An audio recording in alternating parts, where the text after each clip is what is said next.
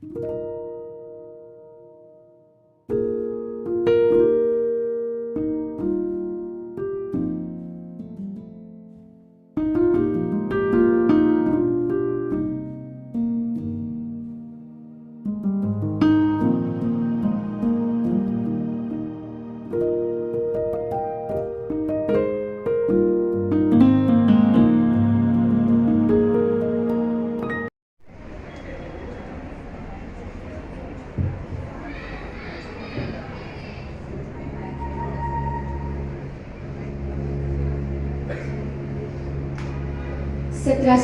दशक तक जब तमाम विदेशी ताकतों की चपेट में जूझ रही थी ये सोने की चिड़िया, लोगों की चीखें, मंदिरों का तोड़ा जाना और धार्मिक अशांतियों के बीच डूब रही थी लोगों की उम्मीदें। सन 1725 में महाराष्ट्र के एक छोटे से गांव चौंडी में जन्म लेती है एक प्यारी सी लेकिन तेजस्वी बालिका अहिल्या। किसे पता था अपने लाजवाब प्रश्नों से सबको चकित कर देने वाली ये लड़की आगे चलकर इतिहास रचने वाली है। कामयाबी उन्हीं को मिलती है जो विपरीत परिस्थितियों में भी लड़ना नहीं छोड़ते। जो पानी से नहाते हैं वो तो लिबास बदल सकते हैं, पर जो पसीने से नहाते हैं वो इतिहास बदल सकते हैं। वक्त धीरे धीरे गुजरता है और अहिल्या यौवन की दहलीज पर कदम रखती है और मालवा के सेनापति मल्हार राव होलकर की नजर उन पर पड़ती है, मानो उनकी मुराद पूरी हो गई हो। मल्हार राव होलकर अपने साधारण पुत्र खांडे राव के लिए एक ऐसी ही विदुषी, सुंदर, सुशील और सुघड़ कन्या की तलाश में थे जो अपने पति के साथ मिलकर मालवा शासन को मजबूती दे सके। वो उसे अपनी पुत्रवधू बना लेते हैं। कुछ ही समय में उन्होंने घर और शासन की जिम्मेदारी बखूबी संभाल ली, लेकिन भाग्य को कुछ और ही मंजूर था। पहले एक युद्ध में उनके पति वीर गति को प्राप्त हुए और इसके बाद मल्हार राव होलकर भी स्वर्गवासी हो गए। अब मालवा की सारी जिम्मेदारी उनके कंधों पर आ गई थी। अतः 1766 में अहिल्याबाई मालवा की साहसी महिला शासक बनी। खुद से जीतने की जिद थी उसकी, उसे खुद को ही हराना था। वो भीड़ नहीं थी दुनिया की, उसके अंदर ही जमाना था, उसके अंदर ही जमाना था। मालवा की गद्दी पाने के बाद उन्होंने कई युद्ध लड़े। वो एक शानदार शासक साबित हुई। उनके राज्य में मालवा में सुख और समृद्धि की कोई कमी नहीं हुई। एक अमेरिकी इतिहासकार ने लिखा है कि उनके राज्य में मालवा में एक बार भी मुगलों ने आक्रमण करने की नहीं सोची, जबकि मालवा के आसपास के राज्यों से निरंतर युद्ध धरत रहे।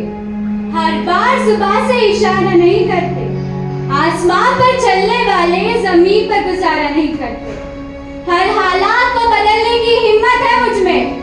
वक्त का हर फैसला हम गवारा नहीं करते, हम गवारा नहीं करते। अहिल्याबाई को अकेला समझकर राघोबा ने उन पर आक्रमण करने की सोची। बस फिर क्या था, अहिल्याबाई को संदेश मिलते ही उन्होंने एक चतुर प्रबंध गुरु की तरह परिस्थितियों को अपने पक्ष में करने के लिए कूटनीतिक योजना बनाई। अब क्या करें आई साहिब, कुछ तो करना ही होगा। और राघोबा को एक संदेश भेजा कि अगर मैं राघोबा से हार गई तो उस पर कोई ध्यान नहीं देगा, पर अगर राघोबा एक औरत से हार गए तो उनकी थू-थू होगी। जाकर ही पैगाम राघोबा को दे दो। बस फिर क्या था, कायर राघोबा ने अपना इरादा बदल लिया, अपनी जुबान फेर दी और ये संदेश भेजा कि किसने कहा हम लड़ने आए हैं? हम तो उनके बेटे की मौत पर शोक जाहिर करने आए हैं। महामंत्री मुलाकात का प्रबंध करवाइए। तो जनाब, इसी तरह अहिल्याबाई ने अपनी समझदारी से जंग टाल दी। रानी अहिल्या ने अपने शासनकाल में बहुत से समाज सुधार के काम भी किए हैं। उन्होंने बहुत से मंदिर बनवाए, संस्कृत स्कूल खुलवाए और महेश्वरी साड़ी की कला को एक नई आयाम दी। हौसलों को साहिल की दरकार नहीं होती, हौसला बुलंद हो तो कोई दीवार नहीं होती।